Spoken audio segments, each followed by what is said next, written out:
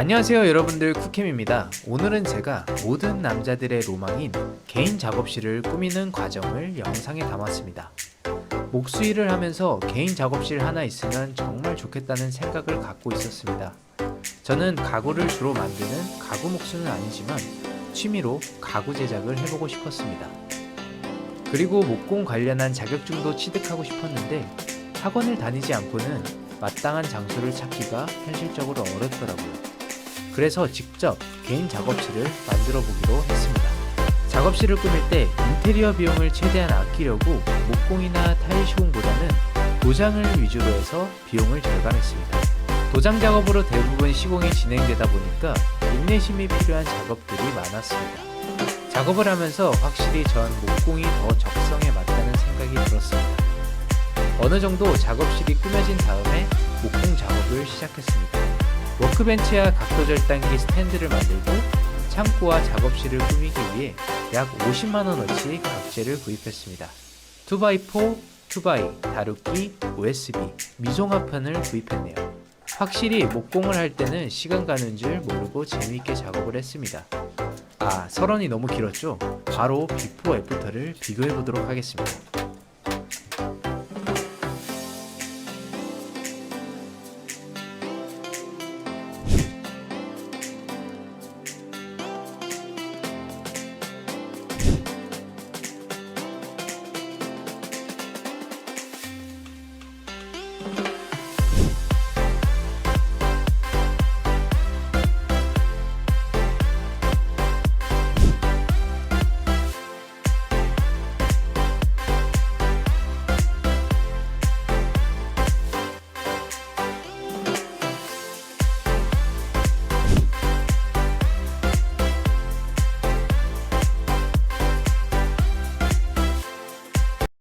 네, 그럼 지금부터는 여러분들께 제가 작업실을 어떻게 꾸몄는지 설명하면서 한번 랜선 투어를 진행해 보도록 하겠습니다. 네, 여기는 원래 싱크대가 있던 자리인데요. 싱크대가 공간이 너무 많이 차지해서 싱크대는 버리고 이렇게 조그맣게 세면대를 만들어 봤습니다. 화장실 문도 제가 직접 만들었습니다. 미소 합판으로 제작을 했는데요. 사실 좀 대충 만들었습니다. 왜냐면은 겉은 멀쩡해 보이는데 안을 열어보면 이런 식으로 뒤쪽은 덧대질 않았어요. 그래서 다루기가 이렇게 제법 보입니다. 안에는 이렇게 조립식 타일을 깔은 다음에 나머지 부분은 이제 조약돌로 채워 넣었습니다. 그리고 이제 작업실로 한번 들어가 보도록 하겠습니다. 짜잔. 먼저 워크 테이블을 이렇게 크게 만들었어요. 개인적으로 작업하는 공간이 좀 넓은 게 좋아가지고 이렇게 좀 큼직하게 워크 테이블을 만들어봤습니다. 이거는 디월트 무선 테이블스인데요. 제품명은 DCS7485 충전 테이블스입니다.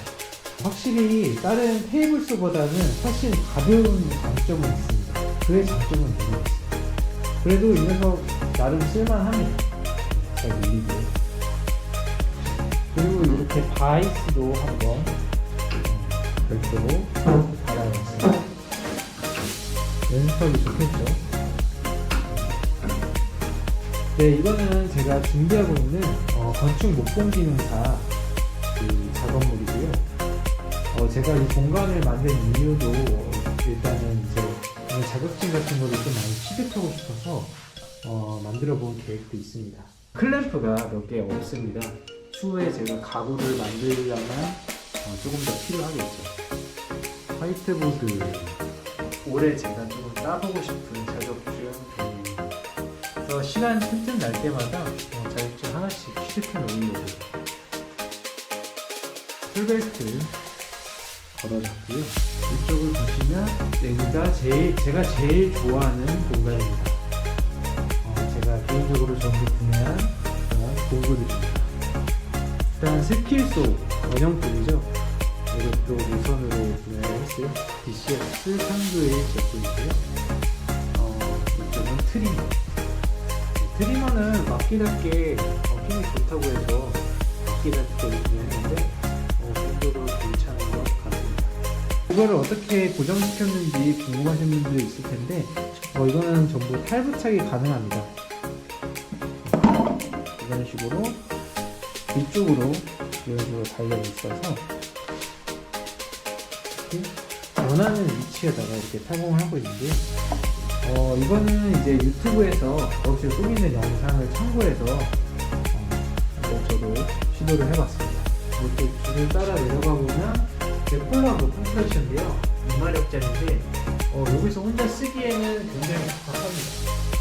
대타카까지 다 커버가 되기 때문에 굉장히 쓸만하더라고요. 그리고 이거는 타공판인데요. 18D 나무로 해서 제가 타공을 해가지고 타공판을 만들었습니다.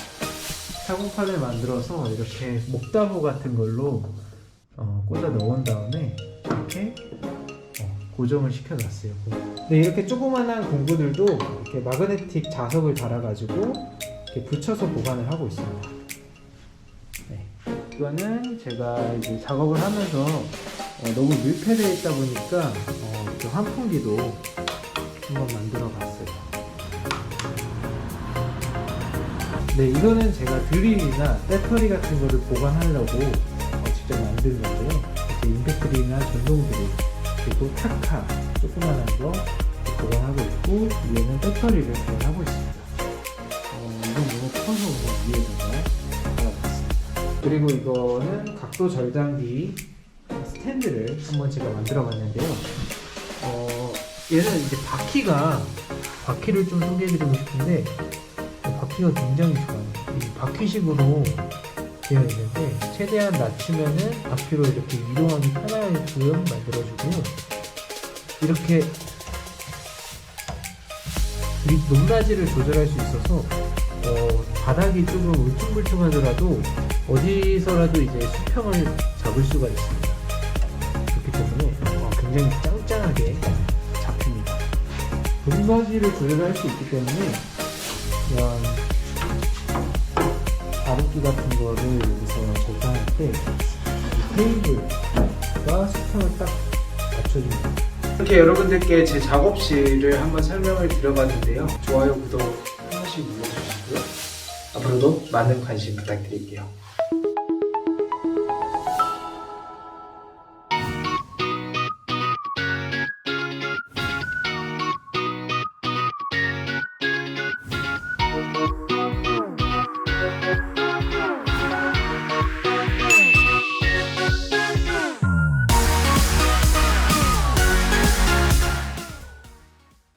안녕하세요. 심리학자 이따입니다. 오늘은 제가 예전에 말씀드렸던 것처럼 경계성 성격 장애에 대해서 한번 다뤄보려고 하는데요. 오늘은 간단하게 진단 기준에 대해서 얘기를 해보도록 하겠습니다. 우선 참고 도서는 제가 항상 진단 기준 살펴볼 때 보는 현대이상심리학 2판이고요.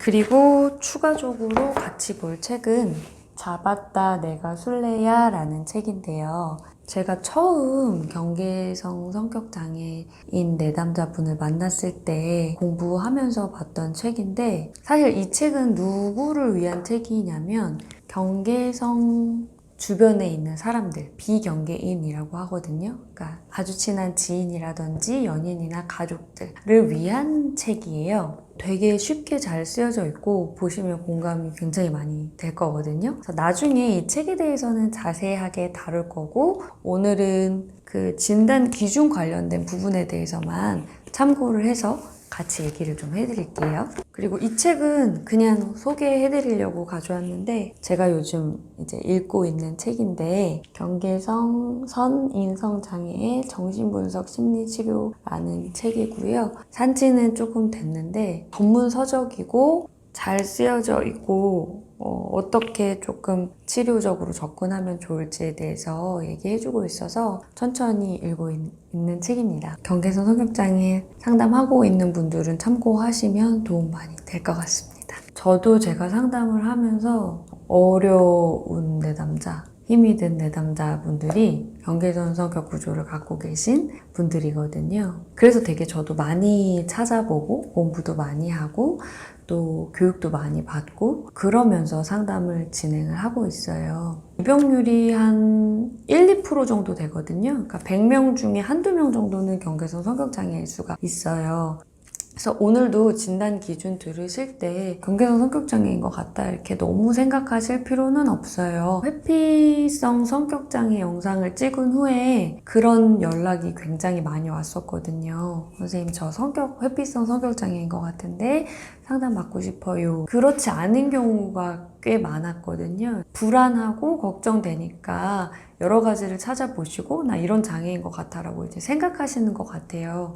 그런데 그 정도가 아닐 가능성이 굉장히 많다는 거죠. 그래서 너무 섣불리 판단하지 마시고 나에게 너무 증상이나 어떤 정신병리의 이름을 이렇게 붙이지 않으셔도 된다라는 말씀을 우선 드리고 싶었어요.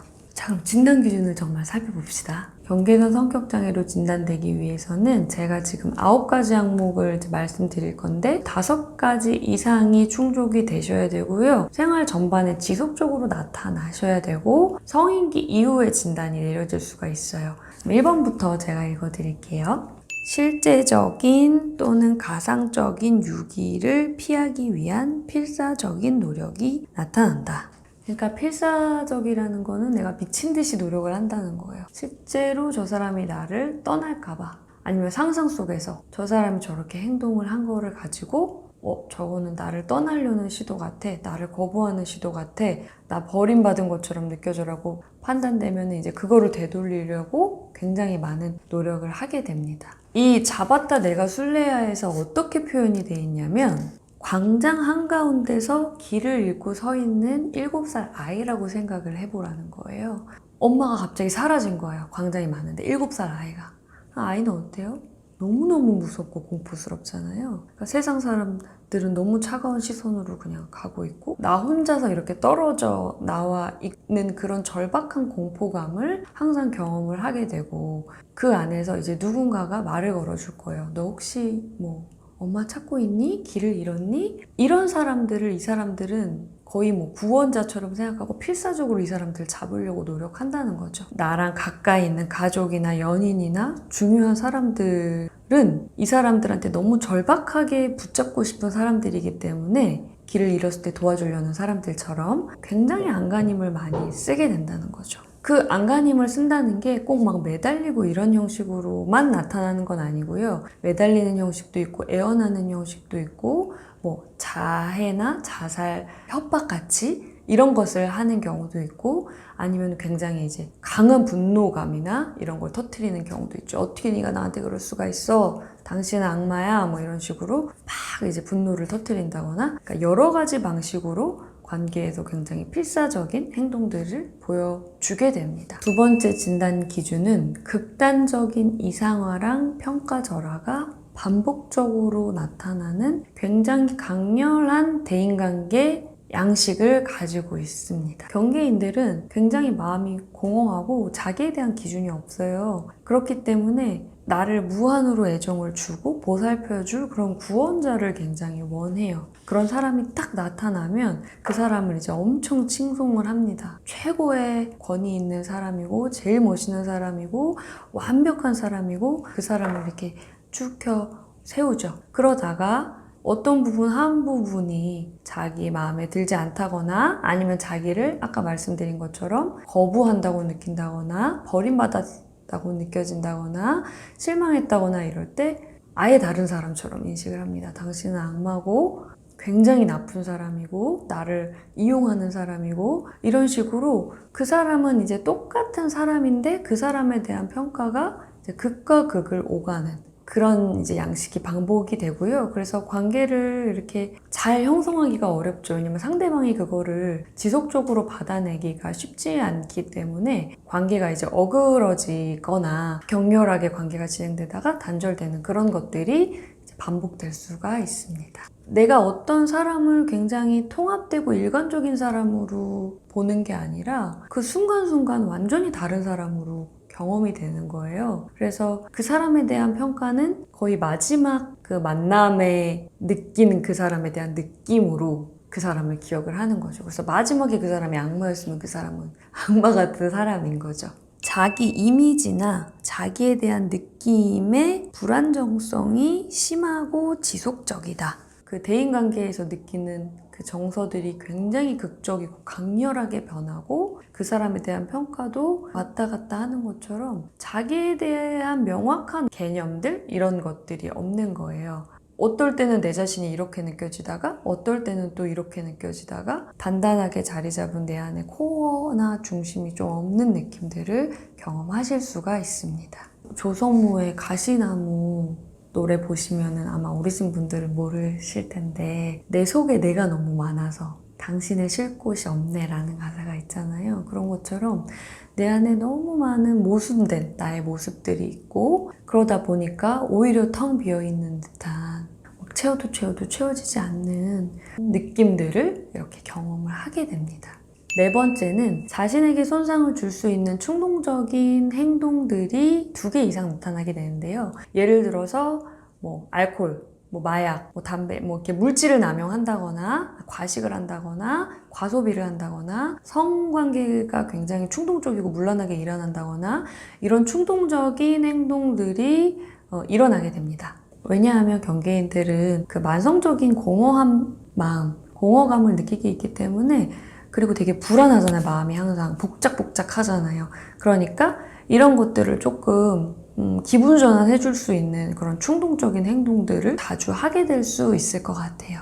5번째는 반복적인 자살 위협 아니면 자살 시도가 나타납니다. 경계인들이 자해나 자살 시도를 하는 이유들은 굉장히 다양한데요. 자해를 하는 순간에 불안하고 격렬한 그런 정서들을 좀 잊을 수 있잖아요. 또 자기 자신을 벌하려는 것도 있고 굉장히 다양한 이유가 있고 그것 플러스 이걸 통해서 상대방을 조금 통제하려거나 조종하려거나 이러한 이유들도 있어요. 그래서 내가 이렇게 자살 위협을 했는데 애인이 이렇게 찾아와 줬다. 그게 강화가 되는 거죠. 이런 식으로 뭔가 자신의 욕구들을 조금 채울 수 있는 방향으로 이런 자살 행위들을 이용하는 경우도 꽤 있습니다. 그럼에도 불구하고 실제로 경계인들이 자살로 인해서 죽음에 이르는 경우도 꽤 많기 때문에 이런 것들이 조금 자주 일어난다라고 하면 약물치료, 입원치료 하시는 것이 필요합니다. 6번째는 현저한 기분 변화에 따른 정서적 불안정성인데요.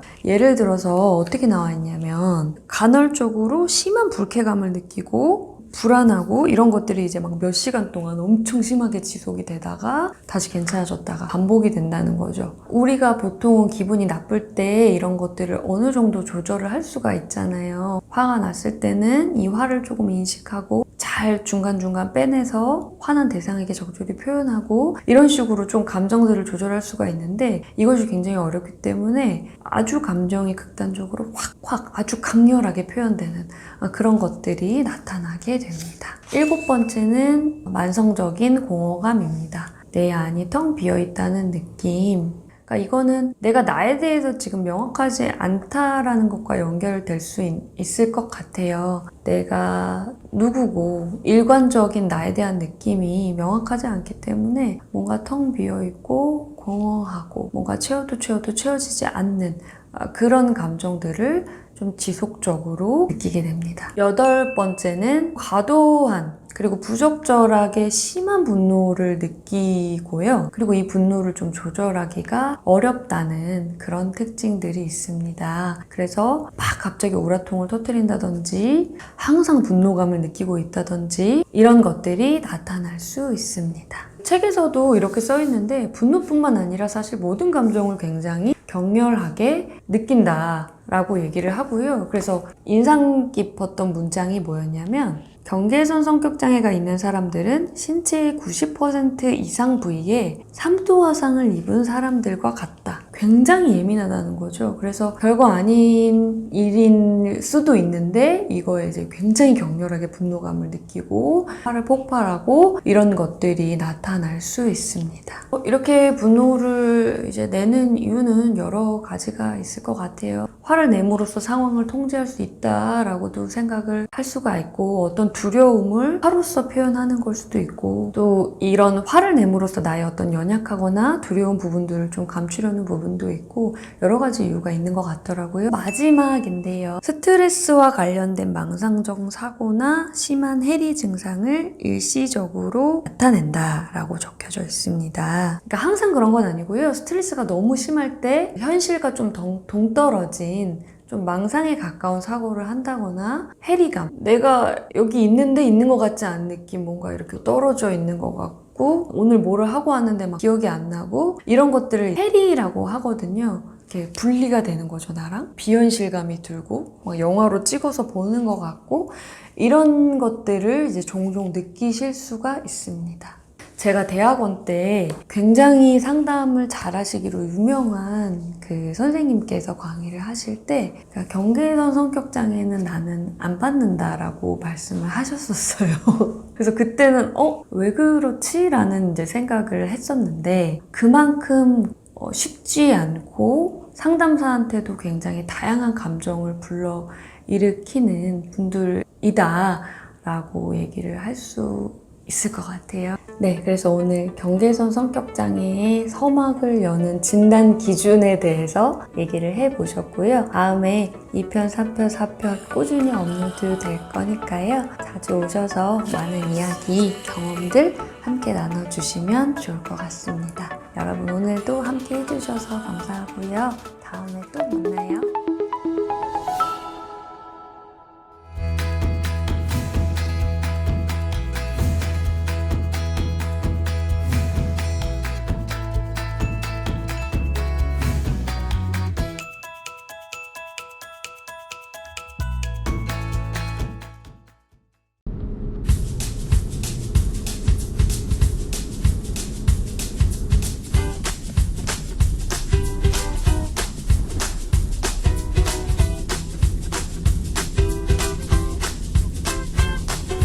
이게 뭐지? 간내청?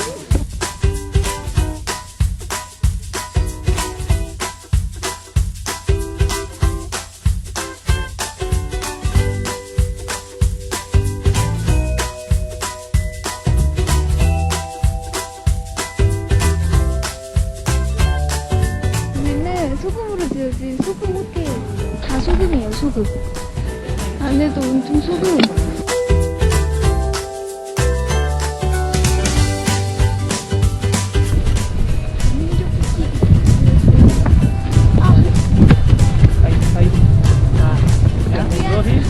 이거는 선인장산인가? 선인장 마을? 선인장섬. 거기에서 물기가 없는데, 진짜 그러겠어요. 우윤이가 우기 때 유명한 게 한국인이랑 일본인들한 텐데, 원래는 건기가 더 유명하다고요. 화성에 있는 느낌이 들어서.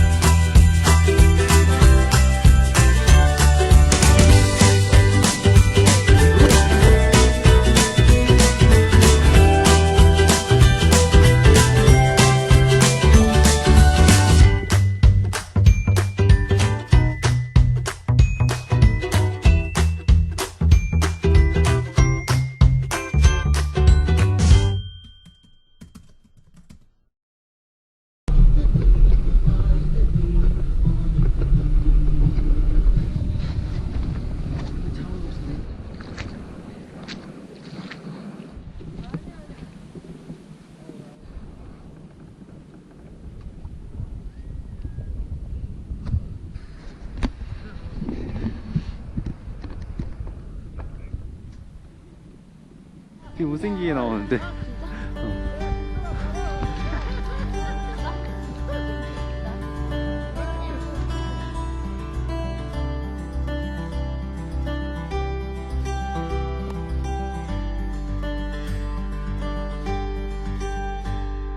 내가 뜨고 있습니다. 엄청 추워요. 엄청 진짜 진심으로 격하게 추워요. 너무 예쁘다.